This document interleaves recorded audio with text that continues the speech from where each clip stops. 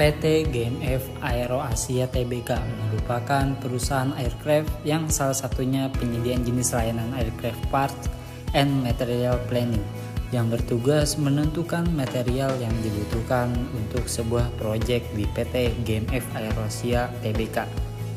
Komponen-komponen yang dibutuhkan jenis expendable yang merupakan komponen bersifat habis pakai sehingga memerlukan stok untuk memenuhi permintaan. Komponen expendable memiliki permintaan frekuensi tinggi sehingga harus mempersiapkan komponen yang dibutuhkan agar proyek tersebut dapat berjalan baik. Pada video kali ini, pengendalian komponen pesawat menggunakan metode min-max dikarenakan cukup efektif untuk meminimalkan biaya. Yang kedua, metode EOKI untuk menentukan pemesanan optimal dan metode POKI untuk bahan perbandingan dengan metode yang telah perusahaan pakai. Simak video berikut untuk informasi lebih lanjut. Oke tim, kita langsung saja membahas hasil analisis komponen pesawat pada Boeing 737NG. Kita menggunakan 3 metode, POKI, EOKI, dan min-max. Baik Bu, untuk Tiwi bagaimana hasil analisis kamu? Baik Pak, berdasarkan hasil analisis saya, hasil analisis ABC 9 komponen itu masuk ke dalam kelas A.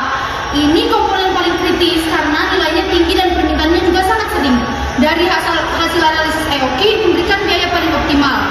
Metode EOKI sendiri atau Economic Airborne Quantity menghitung jumlah optimal komponen yang dipesan setiap kali.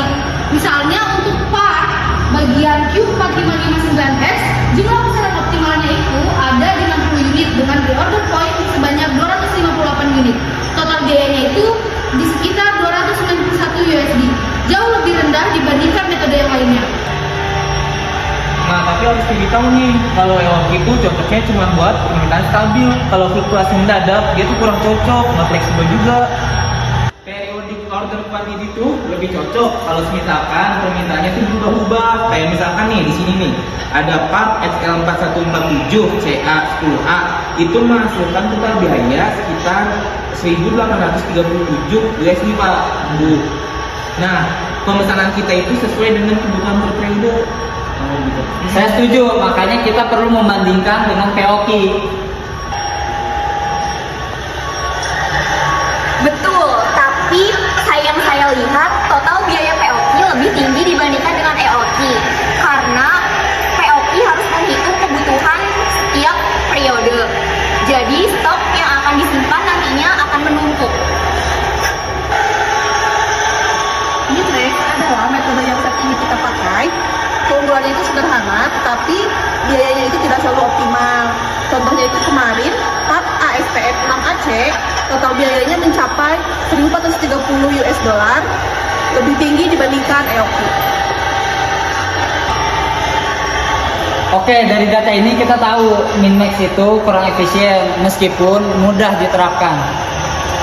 Oke, dari data yang kita temui, EOKI itu menekan biaya yang paling efisien.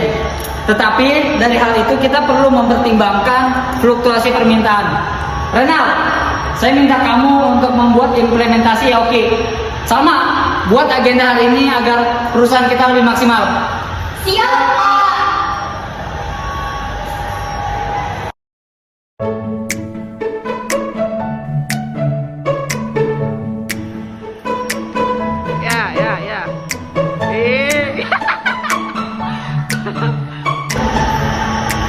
Nah, tapi harus tahu nih, kalau EOKI itu cocoknya buat